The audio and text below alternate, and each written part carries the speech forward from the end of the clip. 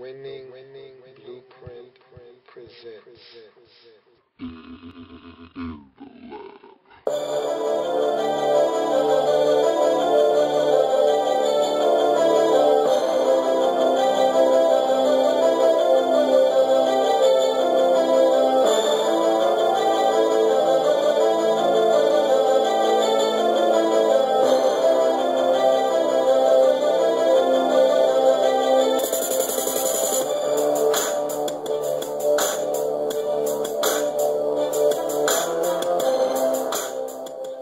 In the lab room, New York Jets.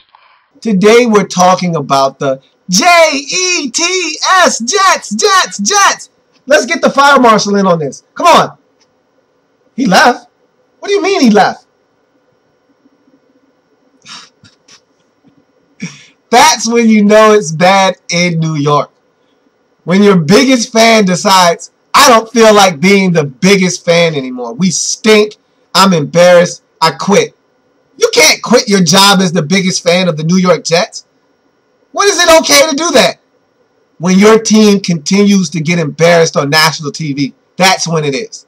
And that was the story of the 2012 New York Jets. I really had a good time at the expense of these Jets this season. I probably laughed more so talking about this team than any other team in the league. Maybe more so this team than all the rest of the 31 teams in the league combined. I really got a kick. Maybe the Arizona Cardinals too. So I take that back because just the Arizona Cardinals could go head-to-head with these Jets. You add the rest of the league in with the Arizona Cardinals, they surpass the Jets. But I got a really great laugh out of these Jets this season. They were fun to watch. If for nothing else, to watch them absolutely throw up all over themselves week after week after week after week. Because they're bullheaded, they were stubborn, they refused to make a change, they refused to put Tebow in the game. And so it was fun to watch them self-destruct week after week and find and invent new ways to do so. It was never just, okay, we threw an interception, okay, we fumbled. They do it in intricate and elaborate ways. And so it just made it that much more fun to watch. So this team this season went 6-10. And that's what they were. They were a 6-10 football team. You could argue at times they looked like a 4-12 team, a 2-14 team. But the Jets are the Jets, and they're going to find ways to win games that they probably otherwise shouldn't win. And they got to 6 wins. I made the huge mistake of thinking that this team was going to get it together this season. I had them being a 10-6 team that made the postseason. I was so far off, it wasn't even funny. And I thought that Tony Sparano was going to come in. He was going to make a big difference. Thought he was going to use Tebow in ways that people couldn't imagine. Remember, Tony Sparano is the same guy, the same coach, the same coordinator that had the Miami Dolphins in the 2008 season win a division with absolutely 2% of talent. They might have had Ronnie Brown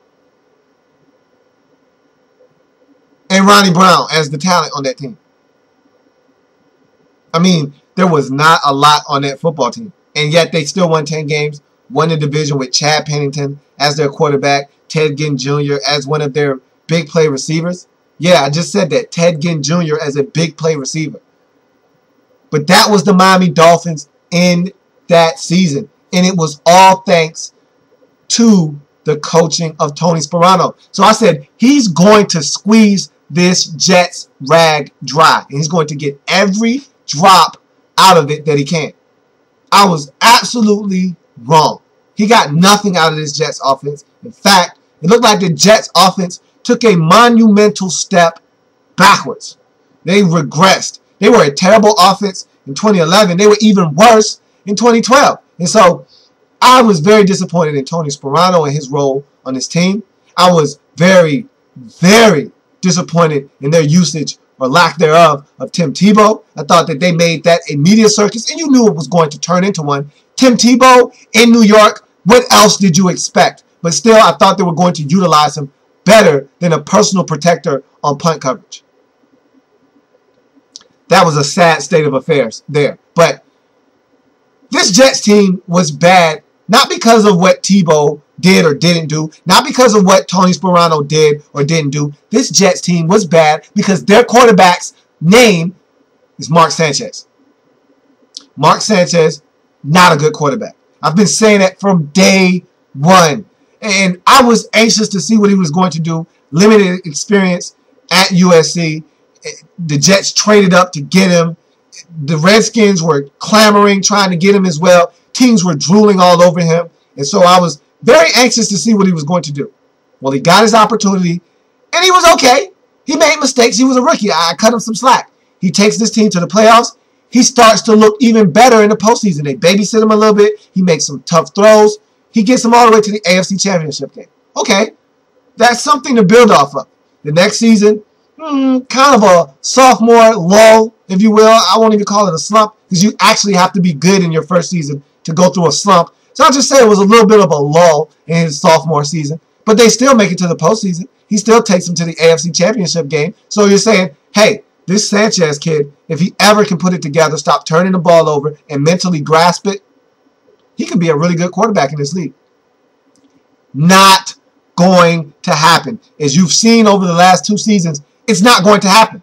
Mentally, he's not going to get it. It's not just going to turn on for Mark Sanchez. He's going to be a quarterback that's always going to be turnover prone. He's going to be a quarterback that's always going to be subjected to the big mistake because that's who Mark Sanchez is. He's not a gunslinger.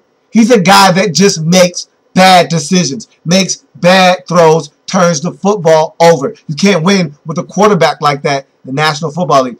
I can sit here and talk until my face turns blue about Mark Sanchez and how inept he is as a quarterback, but I won't do that. I've already bagged on Mark Sanchez all season long. I've already bagged on Mark Sanchez long enough. No need for me to sit here and continue to beat this horse as it has been dead for a very long time. I'm not going to do it anymore. Just going to say that the Jets need a new quarterback. It's really simple.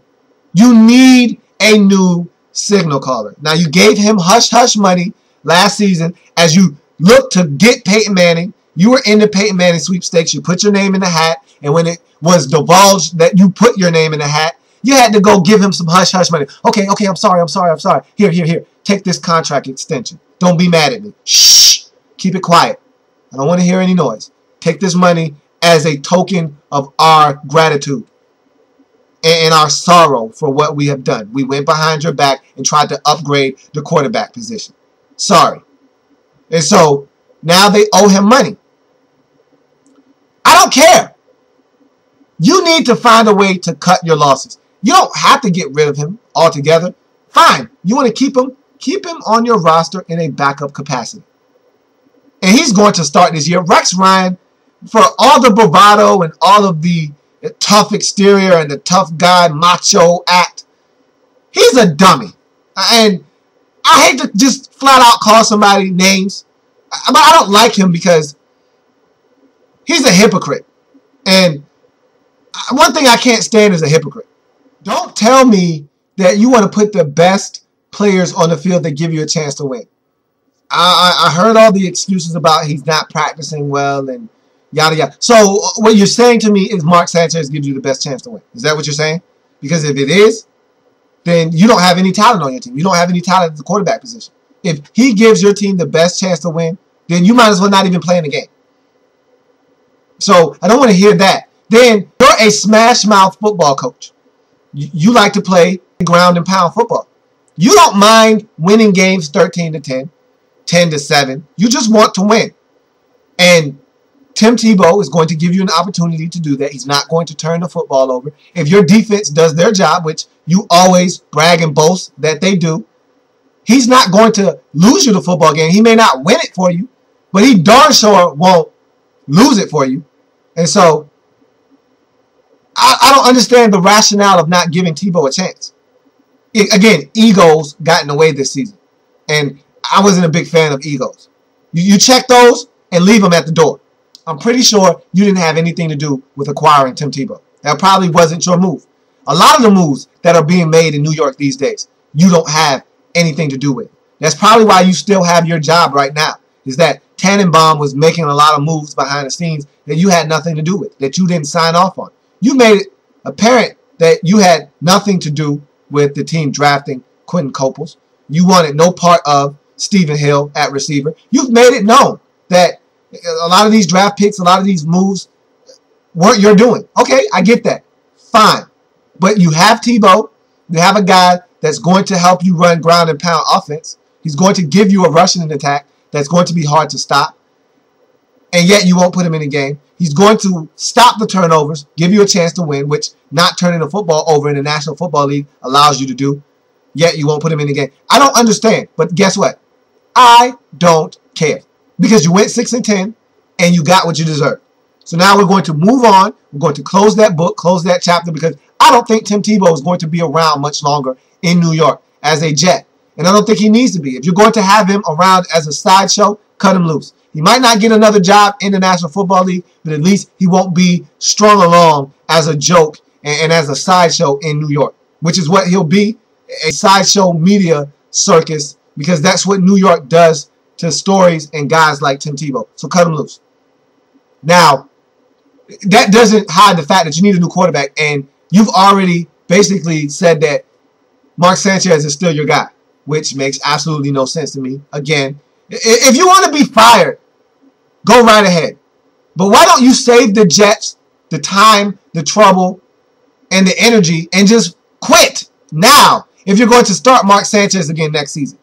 If you're going to do that, why don't you just hand in your letter of resignation right now?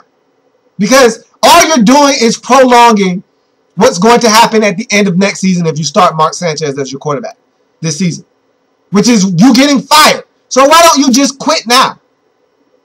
Because you've already gave us the story about how he's going to have a short leash, and he should have no leash. He shouldn't even be on the field. He's not good. No, he's not good. He's not average. He's not subpar. He's terrible. He's a turnover machine. That's why the Jets had a negative 14 turnover ratio this season. Because of Mark Sanchez. Yeah, he didn't have the best talent around him. I'll give you that.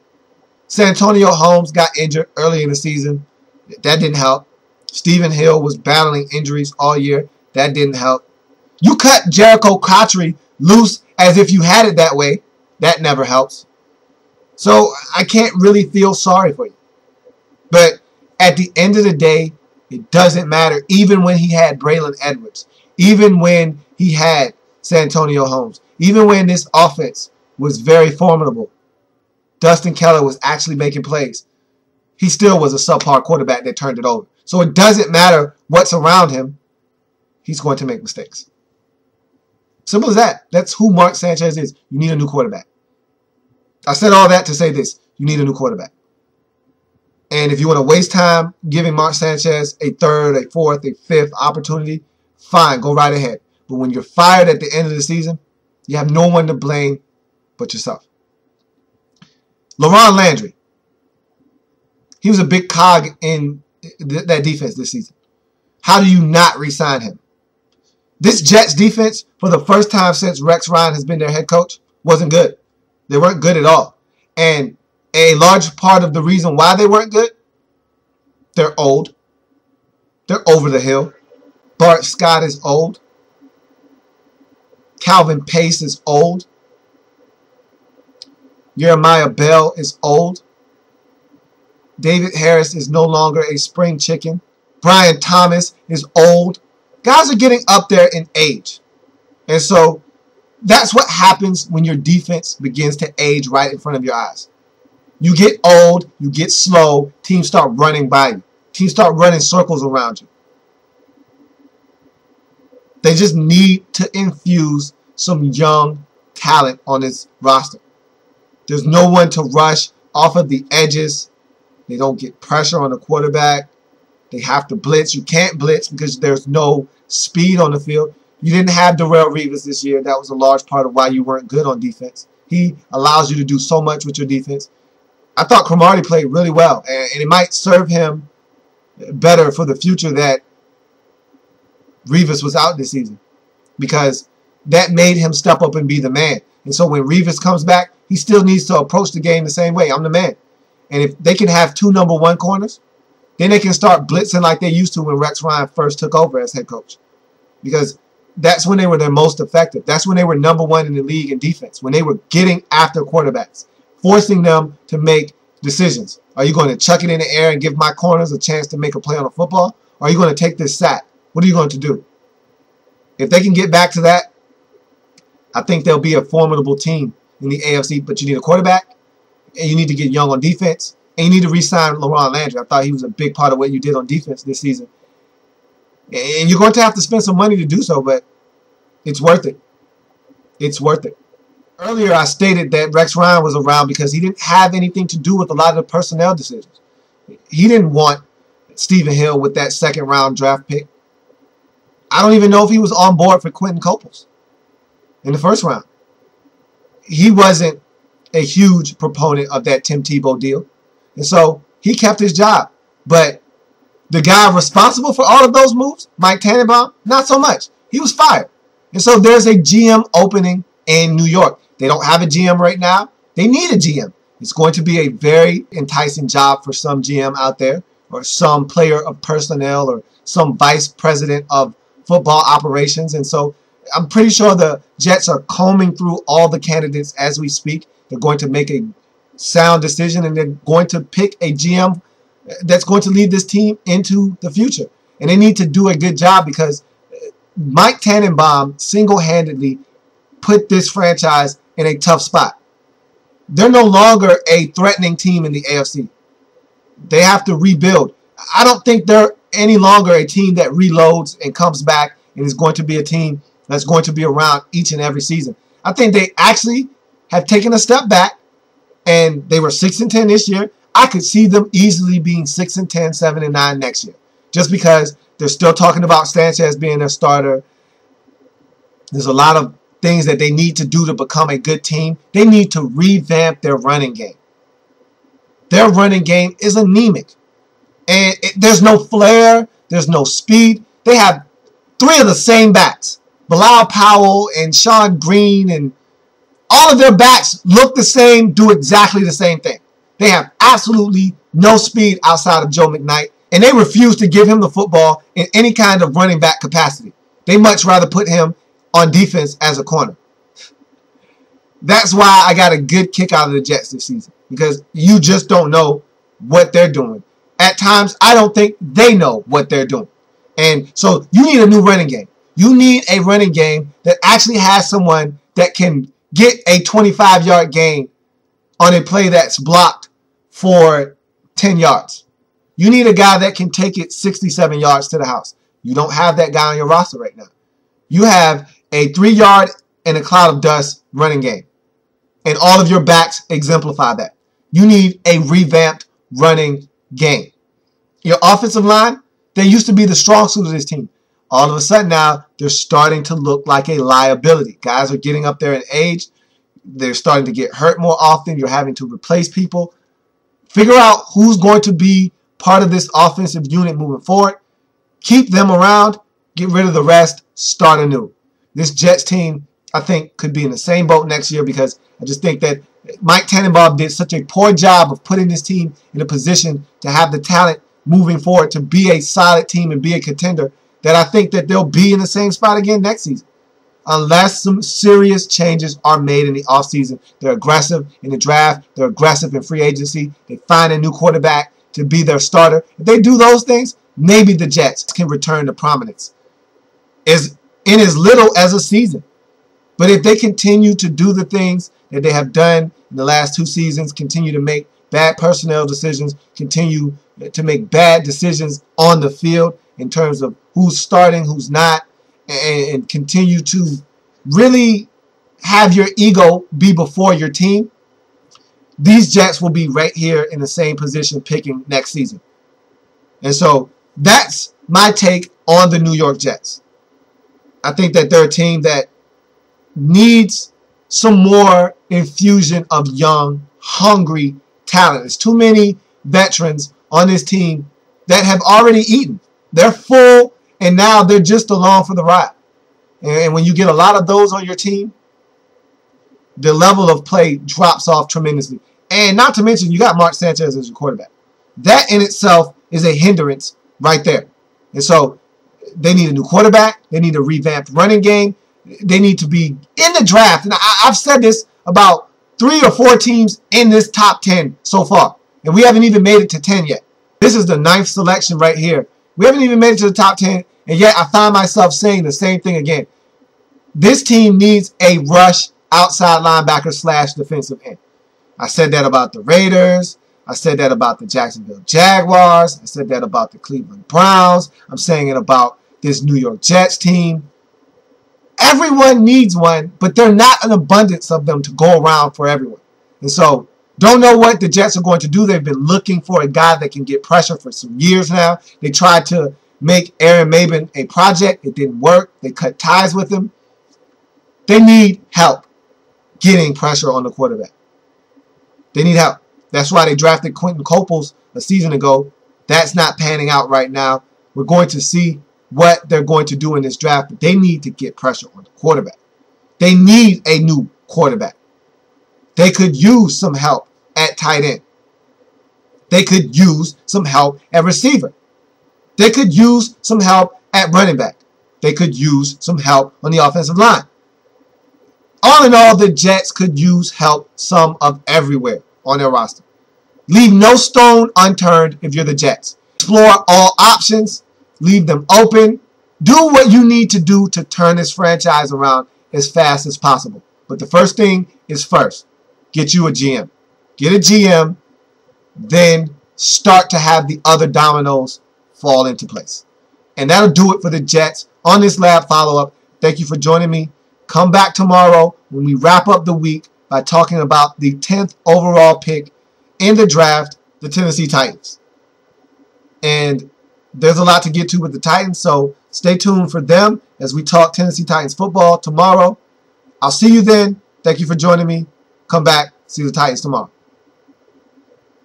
New York Jets.